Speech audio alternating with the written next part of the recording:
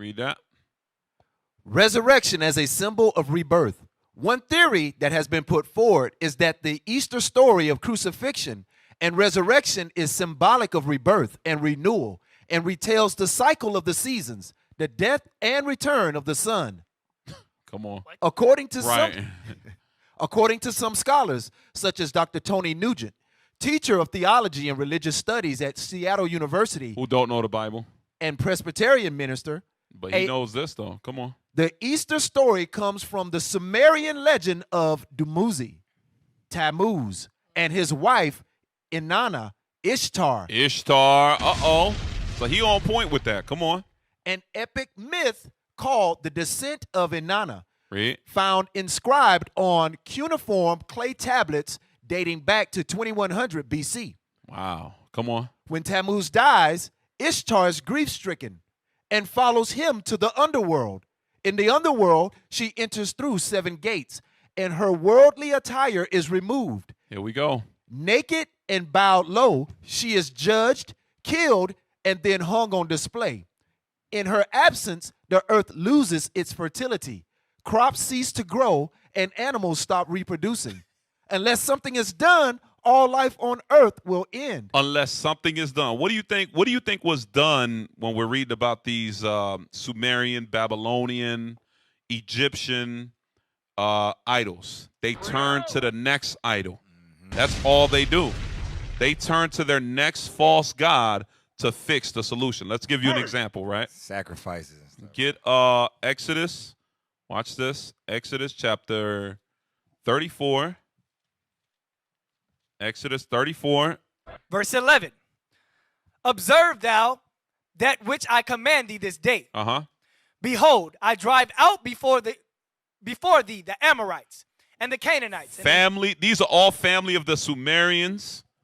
All family of the Babylonians, the Egyptians. They all come from the lineage of Ham. Come on. And the Hittites and the Perizzites and the Hivites and the Jebusites. Right? Because we learned a lot of garbage when we were in captivity under them. Come on. Take heed to thyself, lest thou make a covenant with the inhabitants of the land, whither thou goest, lest it be for a snare in the midst of thee. Lest it be for a snare in the midst of thee. Read. But ye shall destroy their altars. We should destroy their altars. Break their images. Uh-huh. And cut down their groves. And do what? Cut down their groves. So what is that going into? Hey, pull that up real quick. Pull that up with the Asherah. We're going to find out what these groves are. We are going to find out what these, there you go, go to pictorial. All right, this book here, read that. The Zondervan Pictorial Encyclopedia Put of it the on Bible, screen. There you go. in 5 volumes, Merrill C. Tenney. All right, let's read. Zoom in. Scroll up. Scroll up. Zoom in. Scroll up. Scroll up. All right. You want me to read? Bring it down. Zoom out a little. There we go. Oh, yeah, read right there. That's All right. Asherah, right? Asherah, the KJV, usually,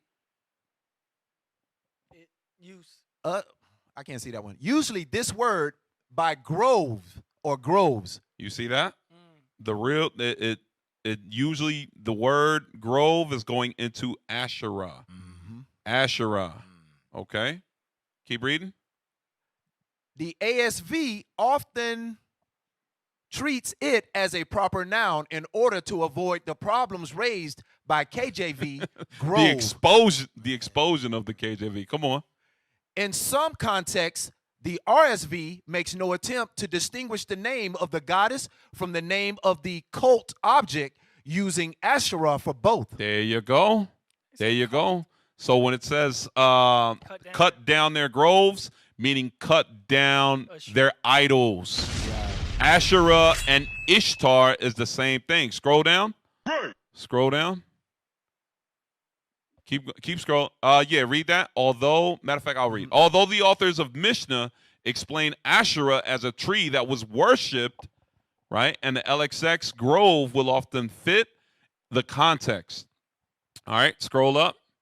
Scroll up. Then it shows you all these biblical references where you could find out about where we were worshiping Ishtar or Ashtoreth, but the word grove was put in there. So a lot of our brothers and sisters don't understand that. Guess what? This was the same deity as Ishtar.